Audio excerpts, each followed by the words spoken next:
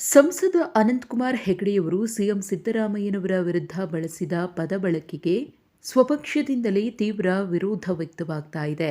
ಬಿಜೆಪಿಯ ಅನೇಕ ನಾಯಕರು ಅನಂತಕುಮಾರ್ ಹೆಗಡೆಯವರ ಪದ ಪ್ರಯೋಗವನ್ನು ಖಂಡಿಸಿ ಮಾತನಾಡಿದ್ದಾರೆ.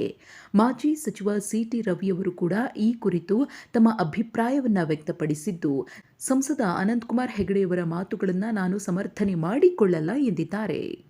ಸಿಟಿ ರವಿ ಏನಂದ್ರು ಅನ್ನೋದನ್ನು ನೋಡೋದಾದರೆ, ಹಿರಿಯರು ಮತ್ತು ಅವರ ಸ್ಥಾನಕ್ಕೆ ಗೌರವವನ್ನು ಕೊಡಬೇಕು. ಯಾರದೇ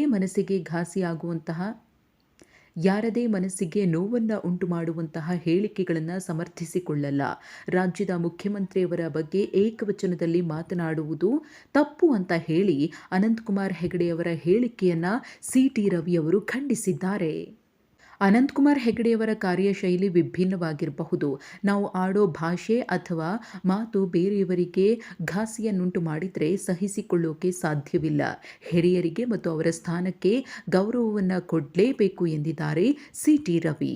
ಇನ್ನು ಅನಂತಕುಮಾರ್ ಹೆಗಡೆಯವರು ಮಸೀದಿಗಳನ್ನು ಒಡೆದು ಮಂದಿರಗಳನ್ನು ಕಟ್ತೀವಿ ಅನ್ನೋ ಹೇಳಿಕೆಗೆ ಸಂಬಂಧಪಟ್ಟಂತೆಯೂ ಕೂಡ ಸಿಟಿ ರವಿ ಪ್ರತಿಕ್ರಿಯೆಯನ್ನು ನೀಡಿದ್ದಾರೆ. ಇನ್ನು ಮುಂದುವರೆದು ಮಾತನಾಡಿರುವಂತಹ ಸಿಟಿ ರವಿ, ಮೊಘಲರ ಆಳ್ವಿಕೆ ಮತ್ತು ದಕ್ಷಿಣ ಭಾರತದಲ್ಲಿ ಆದಿಲ್ ಶಾಹಿ ಮತ್ತು ನಿಜಾಮರ ಕಾಲದಲ್ಲಿ 42,000ಕ್ಕೂ ಅಧಿಕ ದೇವಸ್ಥಾನಗಳನ್ನು ಬೀಳಿಸಿ ಮಸೀದಿ ನಿರ್ಮಾಣ ಮಾಡಿರುವುದಂತೂ ಸತ್ಯ. ಮಂದಿರಗಳಿದ್ದಂತಹ ಜಾಗದಲ್ಲಿ ಮಸೀದಿ ಕಟ್ಟಿ ನಮಾಜ್ ಮಾಡೋದು ಹರಾಮ್ ಎಂದು ಭಾರತೀಯ ಮುಸ್ಲಿಮರಿಗೆ ಅರಿವಾದಾಗ ಎಲ್ಲವೂ ತಿಳಿಯಾಗುತ್ತೆ ಅಂತ ಹೇಳಿದ್ದಾರೆ ಸಿಟಿ ರವಿ.